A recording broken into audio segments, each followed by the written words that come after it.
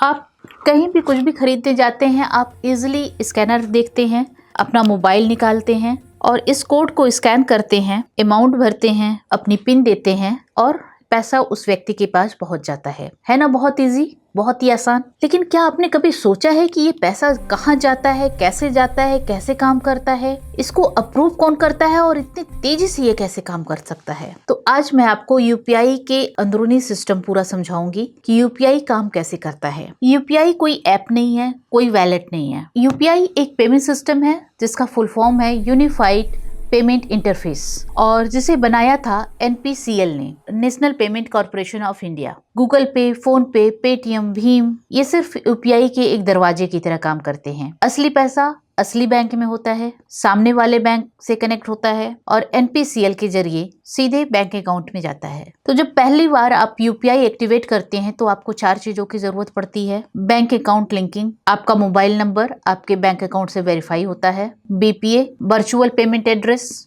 आपका नाम @ बैंक का नाम। जैसे सपोज मेरा नाम अर्चना है तो अर्चना @ICCI। तो यहाँ पे आपको अपने अकाउंट नंबर याद रखने की जरूरत नहीं है या किसी के भी अकाउंट नंबर को याद रखने की जरूरत नहीं है। एक यूपीआई पिन की जरूरत होती है, ये आपका डिजिटल सिग्नेचर की तरह काम करता है और हर पेमेंट में आप इसको परमिशन की तरह यूज करते हैं। और सिक्योर टोकन और बैंक और ऐप के बीच में एक इनक्रप्टेड कनेक्शन बनता है, यहीं से यूपीआई रेडी हो जाता है। अब असली खेल यूपीआई का यहीं से शुरू होता है कि मान लेते हैं मैं अर्चना 500 रुपए किसी व्यक्ति को, मान लीजिए राजू को मैं भेज रही हूँ। मैं अपना ऐप खोलती हूँ, pay 500 to Raju @UPI, UPI pin डालती हूँ। और यहाँ पे ध्यान देने की बात है कि पिन को ऐप नहीं देखता है, पिन सीधे बैंक के सर्वर पर जाता है। ऐप पेमेंट रिक्वेस्ट एनपीसीएल को भेजती है। एनपीसीएल को ये जानकारी मिलती है कि सेंडर का बीपीए कौन सा है, रिसीवर का बीपीए क्या है, अमाउंट कितना है, बैंक डिटेल करेक्ट है कि नहीं और टाइम स्टैम्प क्या है।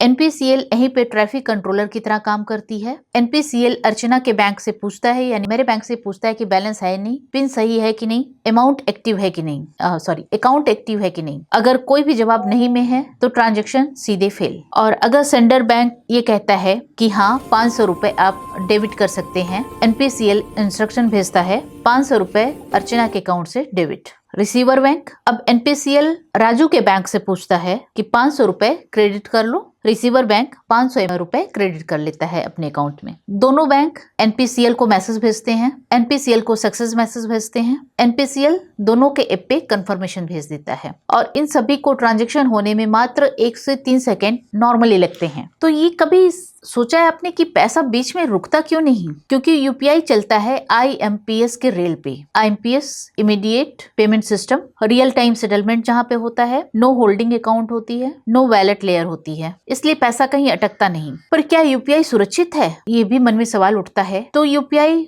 पूरी तरह से सुरक्षित है क्योंकि इसमें 5 लेवल की सिक्योरिटी सिस्टम काम करती है। डिवाइस बाइंडिंग होती है, सिम वेरिफिकेशन होता है, यूपीआई पिन से वेरिफिकेशन होता है, बैंक लेवल इनक्रप्शन होता है और एनपीसीएल की मॉनिटरिंग होती है। तो इसलिए फ्रॉड का लेवल ग्लोबल स्तर पर कम हुआ है। बहुत से लोगों का कंफ्यूजन रहता है क्या यूपीआई ब्लॉकचेन से चलता है? तो यूपीआई ब्लॉकचेन से नहीं चलता है क्योंकि ब्लॉकचेन बहुत ही एक्सपेंसिव है यूपीआई को चलाने के लिए और यूपीआई को चाहिए था स्पीड, स्केल और लो कॉस्ट, और सेंट्रलाइज एनपीसीएल मॉडल इसी पर फिट है। तो अगली बार जब आप यूपीआई सिस्टम से पैसे भेजें तो याद रखिए आप सिर्फ पैसे नहीं भेज रहे हैं, आप इंडिया की पावरफुल डिजिटल इंफ्रास्ट्रक्चर का इस्तेमाल कर रहे हैं। और यूपीआई भारत का एक गर्व का विषय है। यूपीआई मात्र एक सुविधा नहीं है, ये भारत की फिनटेक की ताकत है।